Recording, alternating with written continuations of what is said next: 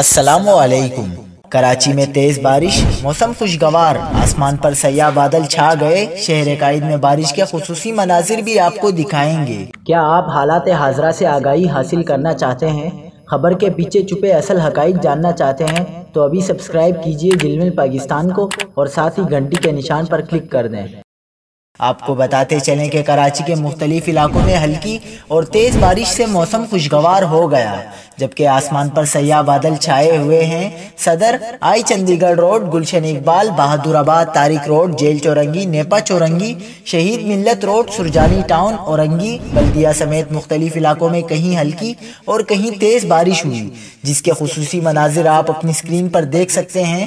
Chief meteorologist سردار سرفراز کے مطابق کمزور مغربی ہواؤں کی لہر ملک کے بالائی اور جنوب مشرقی بلوچستان اور سندھ سے گزر رہی ہے۔ مغربی ہواؤں کے زیر اثر کراچی میں بادل ہیں، جن کے باعث شہر میں آج دوپہر تک ہلکی بارش وقفے سے جاری رہ سکتی ہے۔ سردار سرفراز نے بتایا کہ آج شام میں شہر کا مطلع صاف ہونے کا امکان ہے۔